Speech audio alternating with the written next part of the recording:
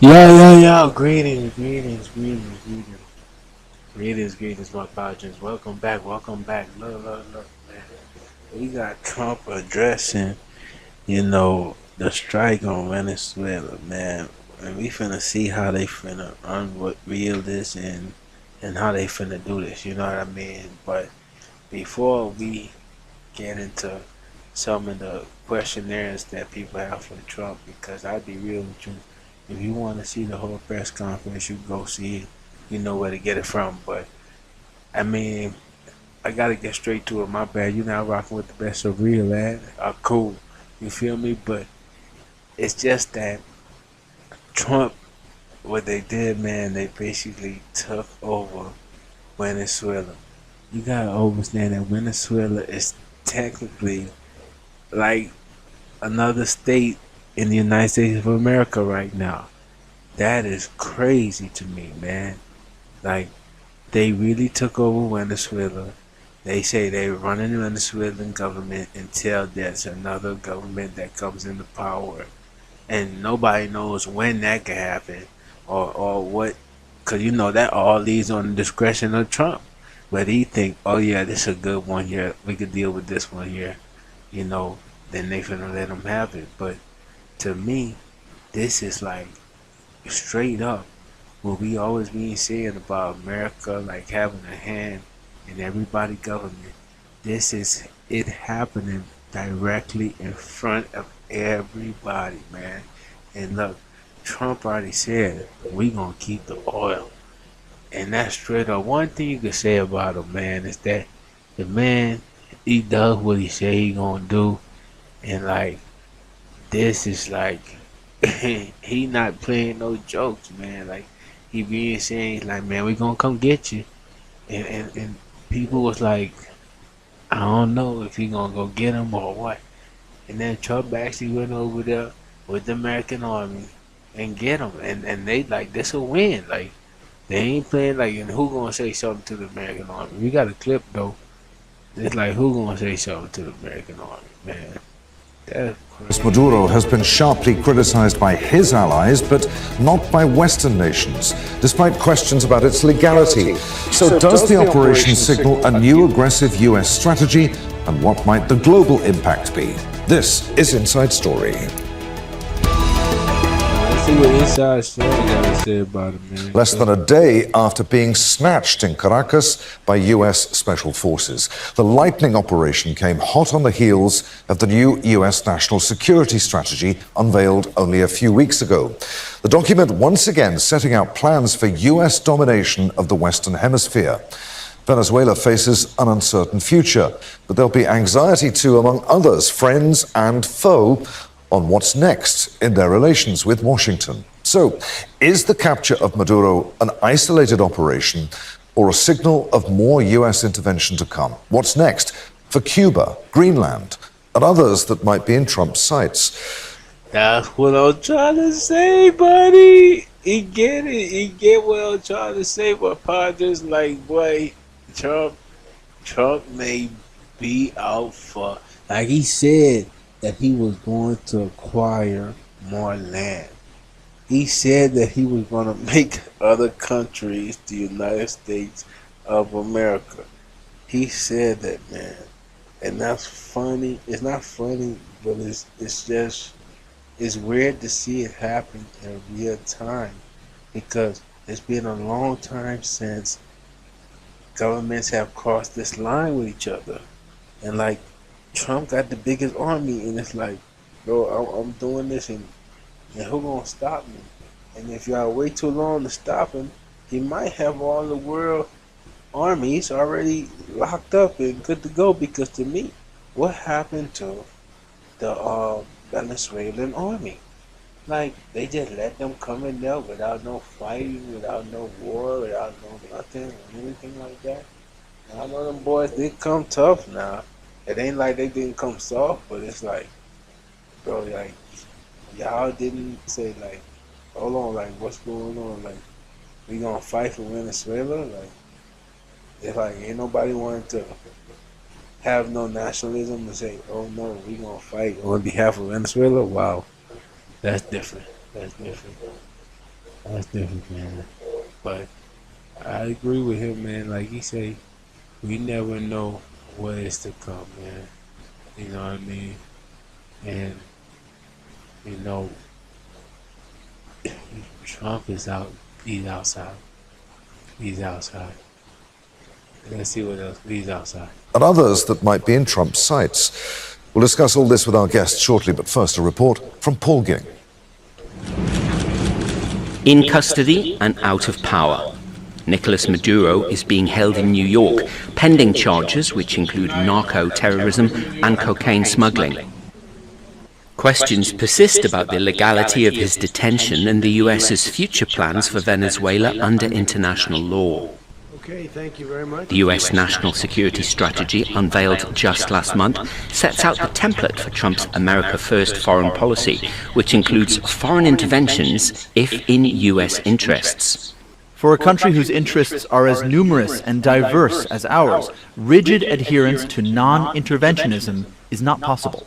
The Venezuela operation came just weeks after the policy was unveiled and is in keeping with its aims. We're going to have our very large United States oil companies, the biggest anywhere in the world, go in, spend billions of dollars, fix the badly broken infrastructure, the oil infrastructure, and start making money for the country. And we are ready to stage a second and much larger attack if we need to do so. So we were prepared to do a second wave. Thank you very much. But there's strong criticism from some legal experts about what Trump said and the wider implications of the US attack on Venezuela. It's an utterly bizarre statement to make. First of all, it seems to be totally infeasible, but second of all, it's incredibly illegal. I mean, what? I mean, I know you said. Come on now, this is what I'm trying to tell you, man. I know you're saying it's illegal and everything, but Trump don't care about that. He running it like a dictatorship, man. And one thing about being the commander-in-chief of the army, man, them boys don't go where they tell me to hey. And you see, he got a lot of people who is secretly, not out loud supporting him, but secretly supporting him to where he pulled off this mission, this operation, where because the military, man, they got a bunch of weapons and they got a bunch of training, and they can't wait to utilize it in real time. So you gotta understand, they want to really be a part of some real missions and some real stuff that's going down, man. And Trump giving them that opportunity, boy, he love it, boy. He's eating it up. I mean, he just left and right giving it to him because he's like, it is what it is, man. We gotta get this money because we got but the best part about it, my partners, is that like he's doing it in a manner where he really is being honest about it. That's the crazy part. He's like, we going in there because of the oil. We want that oil. You feel me? We want that oil. He's like, y'all been messing up. Now they do the little trickery talking about the narco this and narco that, tying them to the narco state, but other than that, man, Trump pretty much saying, I want that oil, man. Yeah, what's an excuse that we talked about coming in there? But Maduro, it's like, it's crazy, man. It's like, and not only that, you said a bad president, Maduro, to where he think he gonna do that with other countries. Nobody, prime minister or president or anybody is safe right now. You see me? Trump is out there to come get you.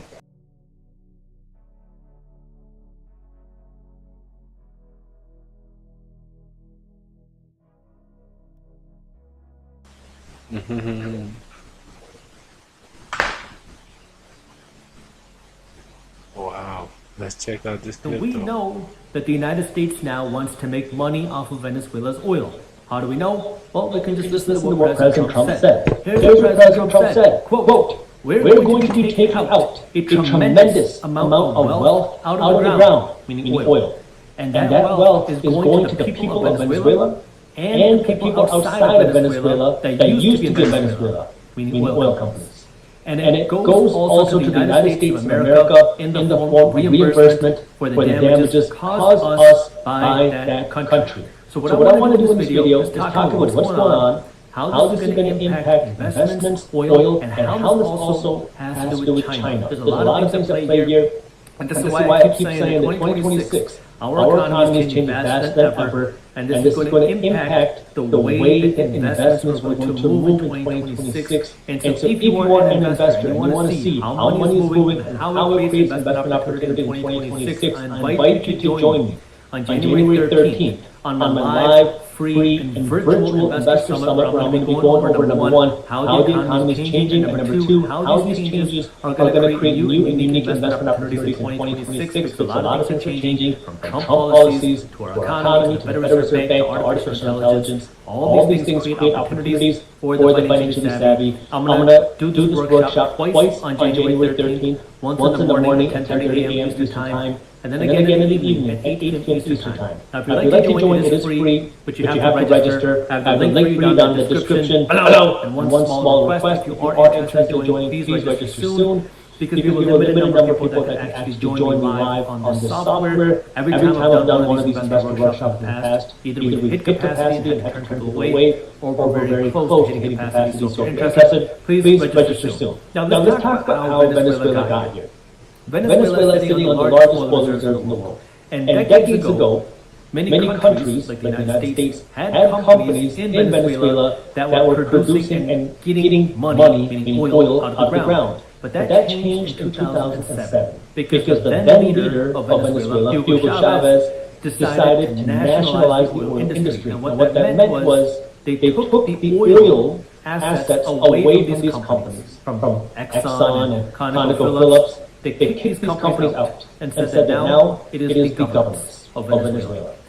Well, then some time went by, and then in 2017, during President Trump's last administration, during his last term, he put on sanctions on Venezuela, making it more difficult for international markets, international companies to do business with Venezuela.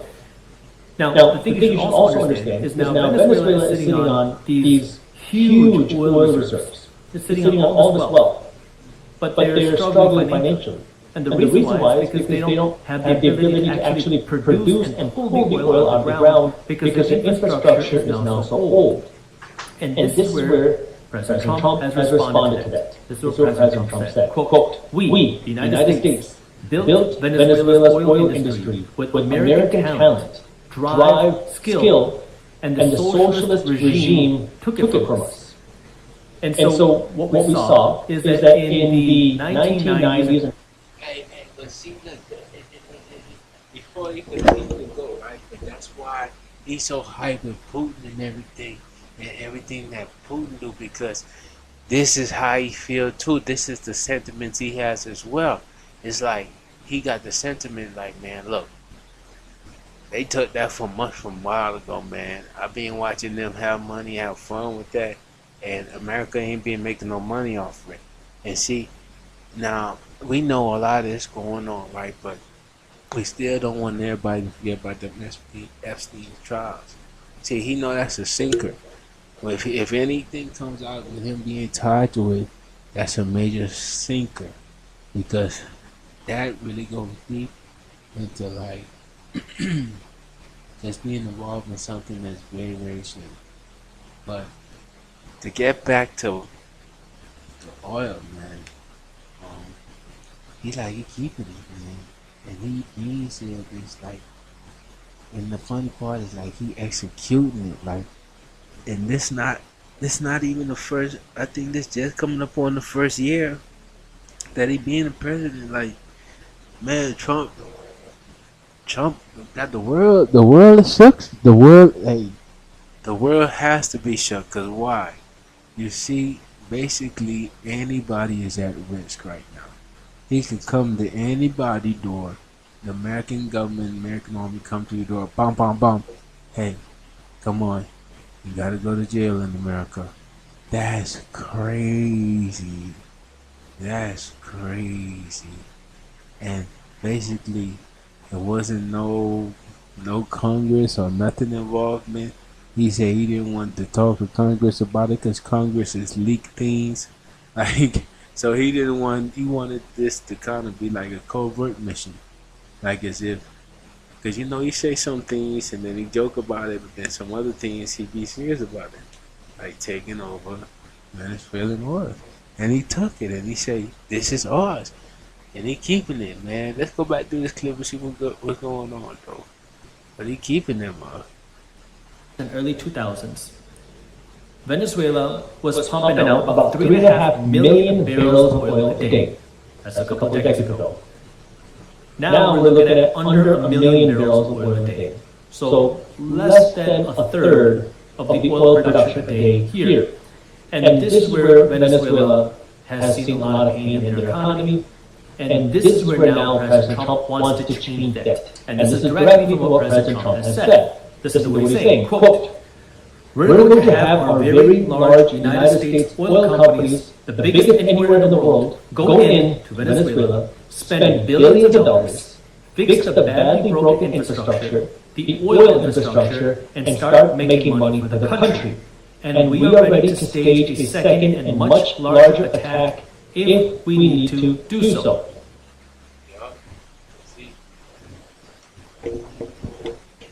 Basically, that's a warning to the Venezuelan army, like y'all better not get over. We gonna lace up and we gonna fight it out if we have to, man. So basically, it's just saying to everybody, bro, y'all better watch out.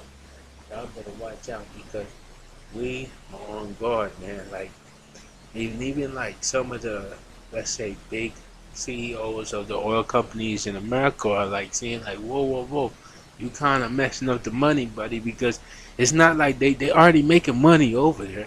You see what I'm saying? But see, Trump taking America and he making it like a real business, and he like, oh, we getting everything we can, and we gonna bully. We gonna use this big army we got though. Yeah, go to the clip though. Let's check it out, man. Y'all like the clip? Y'all really move. Trump, who asked executives in said oil companies if they have any interest in returning to Venezuela once Nicolas Maduro is ousted in a regime change war. And so far, the answer is a hard no.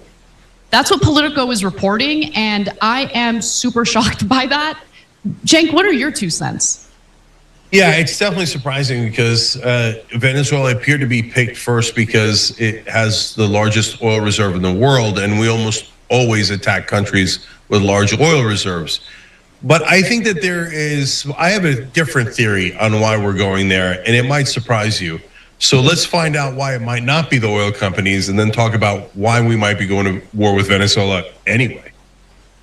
So the answer that Trump received, which I'm sure he didn't like, from these oil industry executives is likely due to the current oil markets, right? The fact that the oil supply has been increased, which means more supply, prices come down. So the U.S. benchmark oil price was around $56 a barrel as of Wednesday afternoon, and that's actually the lowest it's been since January of 2021.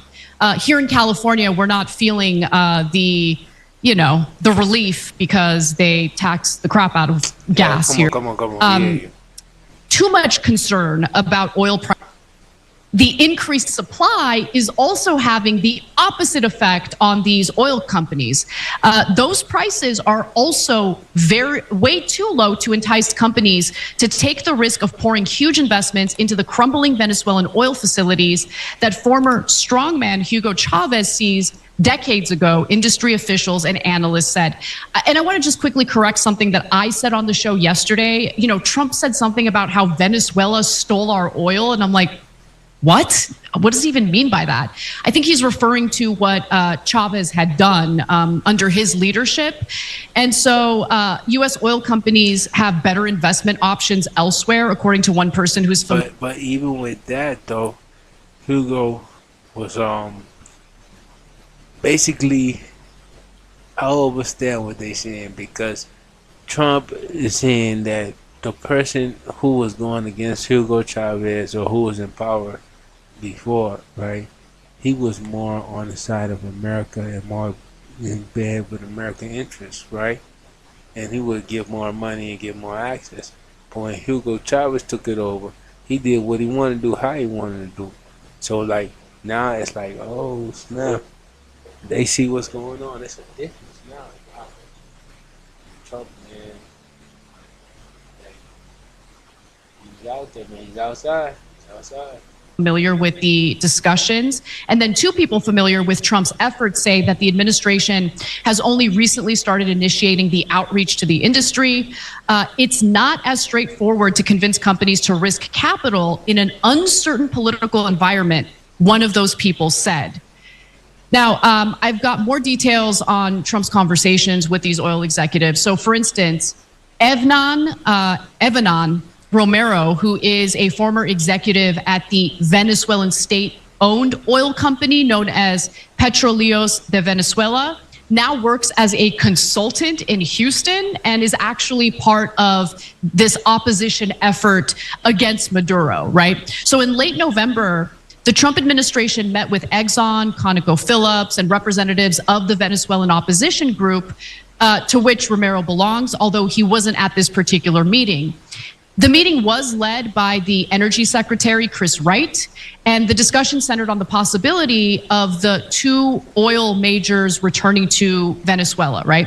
Now, Romero said Exxon and ConocoPhillips aired concerns about the debt they are owed from their past Venezuela operations, and the Venezuela representatives floated the opportunity to take control of additional fields to compensate for the debt.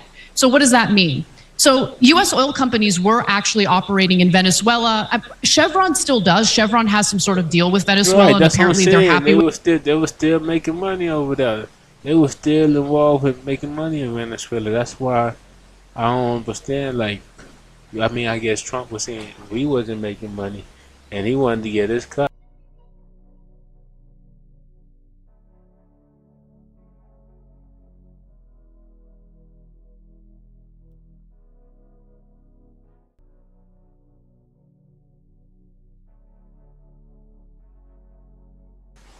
But yeah, so that's the thing, man. Trump just he gotta have his cut, and that's all it is, man. He gotta have his cut.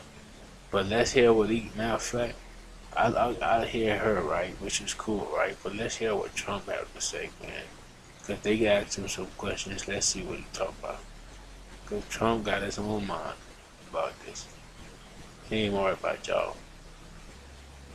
Essentially peace in the Middle East because of that. If we weren't successful with Midnight Hammer, you wouldn't have peace in the Middle East. So with me, you've had a lot of victory. You've had only victories. You've had no losses yet. Mr. President, can you? How long do you expect the U.S. to run Venezuela, and how soon do you want Venezuelan people to hold elections? So I'd like to do it quickly, but it takes a period of time. You know, we're rebuilding. We have to rebuild their whole infrastructure. The infrastructure is rotted. It's actually very dangerous. It's a blow-up territory. Oil is very dangerous. It's a very dangerous thing to take out of the ground.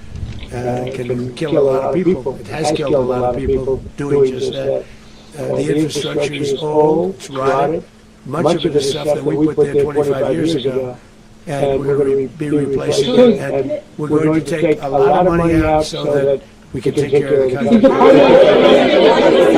Secretary Rubio and Mr. President, China, Russia, and Iran have interests in Venezuela. How does this operation affect your relationships with them? In terms of China and Russia, Russia when we get things straightened out. But in terms of other countries that want oil, we're in the oil business. We're going to sell it to them. We're not going to say we're not. In other words, we'll be selling oil. Probably in much larger doses because they couldn't produce very much because their infrastructure was so bad. So we'll be selling large amounts of oil to other countries, many of whom are using it now, but I would say many more will come. Are you saying that, Mr. President, are you saying that? Mr. President, thank you. What is your message to the people of Venezuela today? Of course, the civilian population specifically, they have a lot of questions. What is your message to the people of Venezuela? That you're going to have peace, justice, you're going to have some of the riches that you should have had for a long period of time was stolen from you. But you're going to have peace, and you're going to have safety, you're going to have justice, you're going to have a country, you're going to have a real country, you're going to have potentially a great country. You know, if you go back 20 years, maybe even a little longer ago, that was a great country, and they destroyed it. Remember I said that if we lose this election, the United States will be Venezuela on steroids. That's what would have happened. Had we lost the election, 2024 election, we suffered so badly when you look at the border from 2020. What they did, what Joe Biden administration did to our country should never be forgotten. But if we had to go through another year of that, we wouldn't have. We would be exactly where Venezuela was in terms. I used to say, if they win, we're going to be Venezuela on steroids, and that's what would happen. President, thank you. Are you saying that Secretary Hegseth and Rubio are going to be running Venezuela, and will you be sending in U.S. military troops to provide? There's going to be a team that's working with the people of Venezuela to make sure that we have Venezuela right. Because for us to just leave, who's going to take over? I mean, there is nobody to take over. You have a vice president who's been appointed by Maduro. And right now she's the vice president, and she's against the president. She was sworn as president just a little while ago. She had a long conversation with Marco, and she said, we'll do whatever you need. I think she was quite gracious, but she really doesn't have a choice. We're going to have this done right. We're not going to just do this with Maduro and leave like everybody else leave and say, let it go to hell. If we just left, it has zero chance of ever coming back. We'll run it properly, we'll run it professionally, we'll have the greatest oil companies in the world going and invest billions and billions of dollars and take out money, use that money in Venezuela. And the biggest beneficiary are going to be the people of Venezuela. And also, I can't stress this strongly enough, the people that got thrown out of Venezuela, that are now in the United States, and frankly, some want to stay, and some probably want to go back. What is being done to protect Americans in the country, and were any of the detained Americans? Well, right now they're very protected because nobody's going to mess with us. They're very protected. The people, and we let them know that you better not touch one of us. Why are you concerned that that element of the Maduro regime will remain in place? Well, we know who they are. We're on them, and they're acting much differently now than they would have acted 2 days ago. And what do you think about Mr. President, why is running a country in South America America first?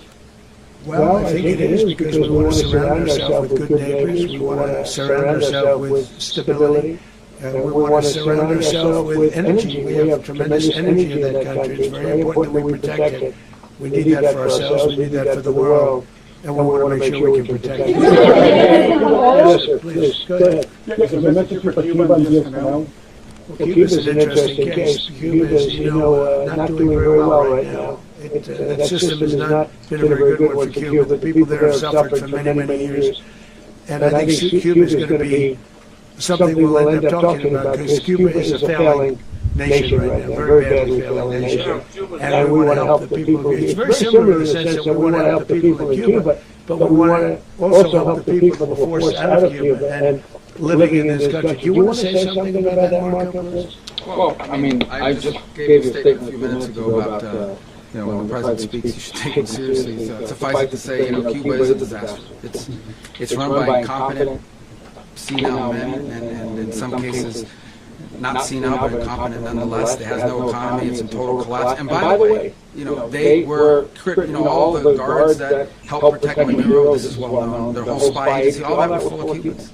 I mean, they basically, it's amazing. This poor island took over Venezuela in some cases. One of the biggest problems Venezuelans have is they have to declare independence from Cuba. They tried to basically colonize it from a security standpoint.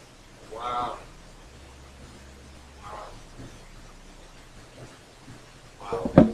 That's different. That's different. He talking about Cuba. Even that's Cuba. Basically, even that's Cuba. That's what they telling y'all, man. Because look, they talking about most of the people that was running the spy operation for Venezuela were Cuban. What? Oh Lord. They showing y'all where they coming next, and they talking about Cuba don't have a good infrastructure and stuff like that. Wow, they picking on all the smaller nations around them. That's sad to say, man. The Caribbean gotta watch out too. They coming, Caribbean. They coming.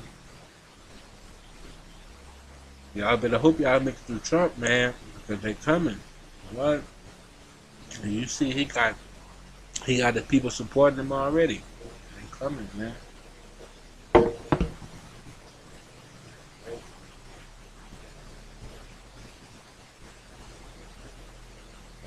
Standpoint. So, yeah, look, if I lived in Havana and I was in the government, I'd be concerned, at least a little bit.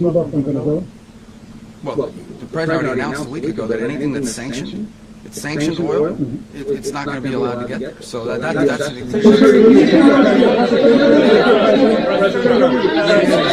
answer is yes. Mr. President, are you aware of the location of opposition leader Machado, and have you been in contact with her? No.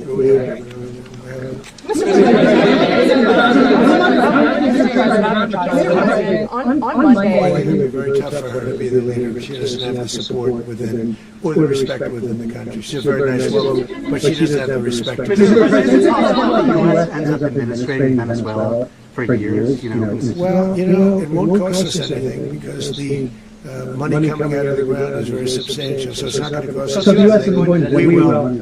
Well, we want safety there. We want to be surrounded by countries that aren't housing all of our enemies all over the world. That's what was happening, and you don't want to have that. But we're going to be rebuilding, and we're not spending money. The oil companies are going to go in, they're going to spend money. We're going to take back the oil that, frankly, we should have taken back a long time ago.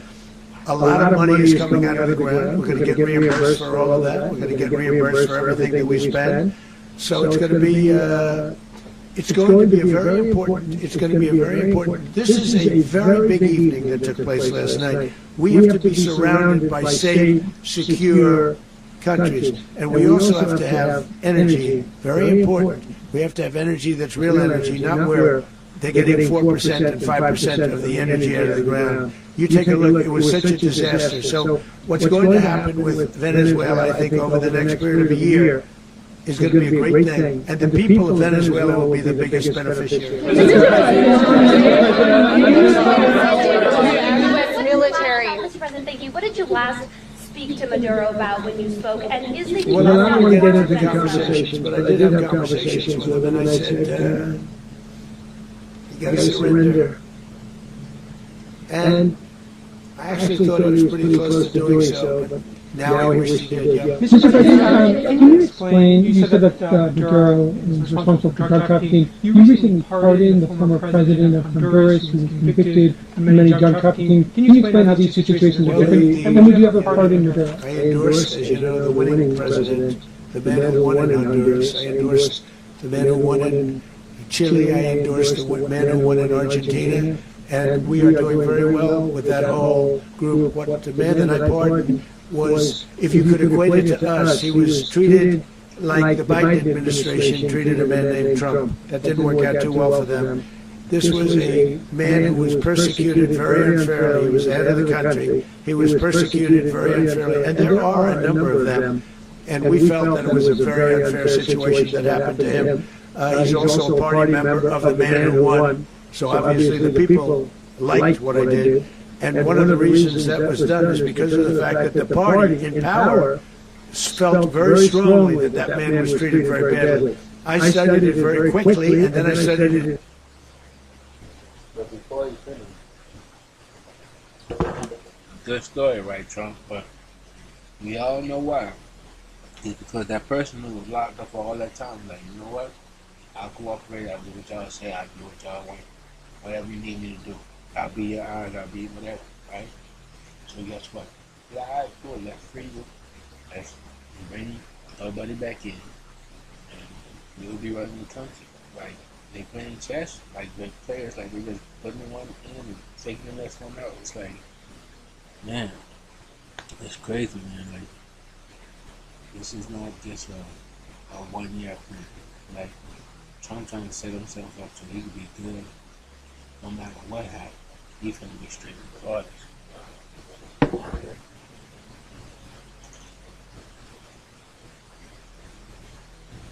In great detail, I went to a lot of the people standing behind me, and they felt that that man was persecuted and treated very badly. That's why I gave him pardon.